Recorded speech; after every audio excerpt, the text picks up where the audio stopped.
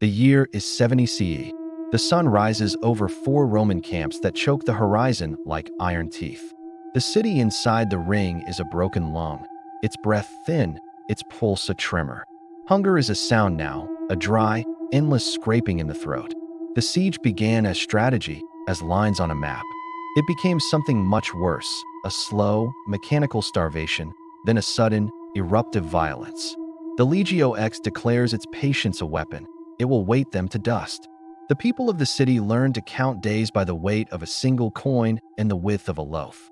Children who once ran in courtyards grow hollowed-eyed and still. Dogs are gone. Cats are gone. Even the rats have disappeared into the dark, leaving only bones in corners. Inside the walls, the city is not united. Zealots smash storehouses to keep rivals from hoarding. Men argue over the last handfuls of barley with the intensity of prayer. One faction bars the gates against another. Swords rust in dirty rooms. Then they are used to settle old debts. A woman who once traded perfumes now haggles with a soldier over the price of a single fig. A priest refuses to hand over a sacred vessel. Zealots drag him from the steps and beat him until his voice is gone. From the circled camps, the Romans build towers the height of small hills, wheels groaning, wood smelling of sap and shame. They push rams until the city answers. Stones fall, dust fills the air, and men on the walls throw down whatever they can: spear, clay, and the corpses of the desperate. Arrows blot out sunlight for a moment.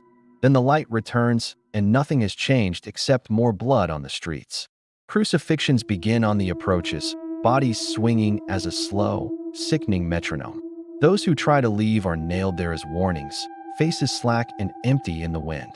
Foodless families press to the city gates, but are turned back by a ring of cruelty. A child reaches for a crust, and an armed man strikes it from his fingers. A mother screams as the crust flutters into the dirt, and a dog snaps it up in a single, hungry gulp. In the markets that used to smell of citrus and fish, survivors trade scrap for scrap. A necklace for a handful of barley. A book of psalms for 2 eggs. The barter is quiet and animal. The queues for water last through nights. The women stand with their jars as if their shoulders bear more than clay. Rumors grow teeth.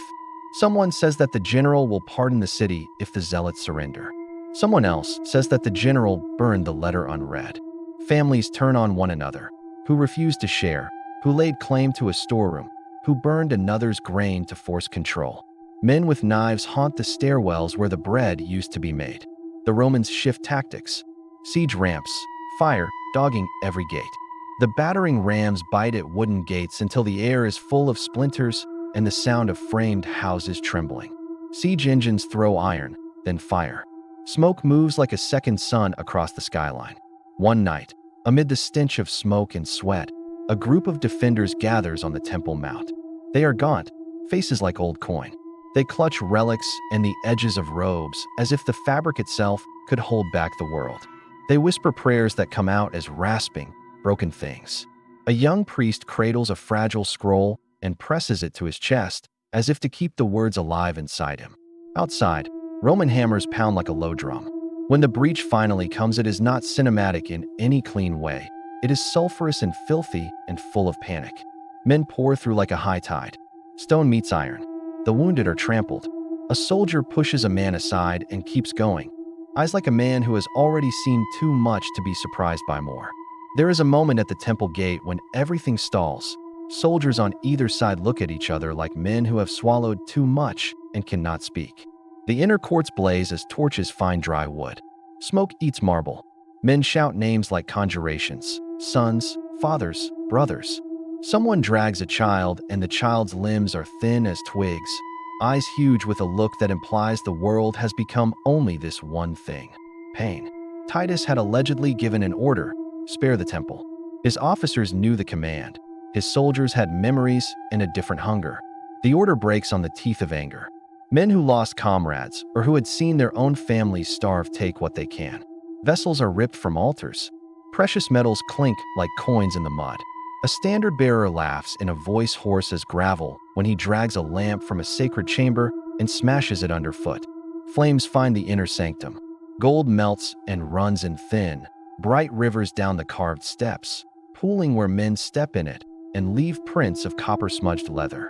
The smoke hides faces and makes them grotesque. Priests run, robes smoking at the edges, clutching fragments, screaming for names of gods who cannot answer.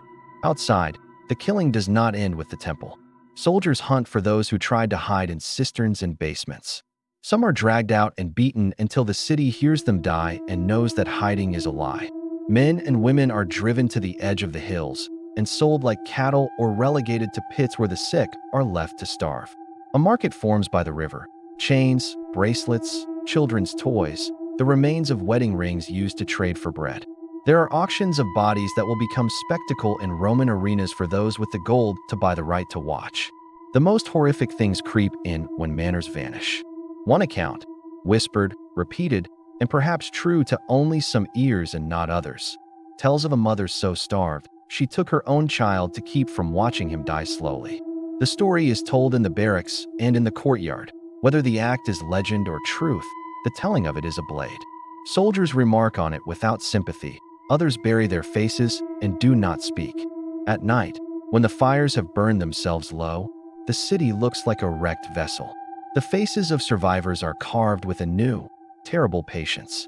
They move like ghosts through streets lined with refuse and the shapes of bodies wrapped in whatever cloth they could find. Rats claim the doorways. The smell is an assault. Rot and ash and the sourness of human sweat. The sky is streaked with smoke and the moon hangs over it all indifferent and cold. In the morning, the tally is not made by generals, but by mothers counting how many sons have not come home. There are funerals without graves, names that will never be spoken again. Tens of thousands march into chains. Many of the captured, able-bodied young men will be forced to fight as spectacle in the amphitheaters. Others will be sent to distant mines and die under the sun. In the Roman camps, the commanders write reports that will be polished and read by the men who sit in high rooms with soft cushions. The columns of the empire will boast of victory, of the suppression of rebellion. They will attach numbers like medals. They will mint coins. Artists will carve scenes into frieze and stone. Titus will be lauded in marble, and he, perhaps, will walk among the ruins and see something there that no laurels can fix. But inside the broken city, memory bends into forms that are not state records. The songs are changed. Melodies that once celebrated harvests now remember names of places swallowed by siege. A child clutches a fragment of pottery and keeps saying the name of a brother until the syllables themselves are a talisman. A priest folds a sooty prayer into his palm and tucks it into a seam of his robe as if hiding a small, stubborn light. Years later, when traders come again, when the stones have settled and grass has pocketed into the ruins, the curving scars in the city's face will still tell of that time. Men who survive move with a habit of scanning the horizon as if expecting an answer. Mothers teach their children not just to walk, but to watch. The temple's outline will be a wound that heals into scar tissue, but never quite leaves the body. Rome will parade its victories. Histories will mark days on a calendar and call them triumphs. But for every polished sentence, there is a mother who keeps one blackened shard and will not let it go. A market where a man still counts the price of bread in the memory of what was taken, a prayer muttered over graves without names. The city lies quiet at last. Ash drifts like snow. A single crow picks its way across a broken column. Somewhere far off a trumpet will sound for an empire. Here, the wind moves through empty courtyards and carries the ghost of a voice that once called 1,000 names. If you enjoy this video, please subscribe, like, share, comments, turn on the notification.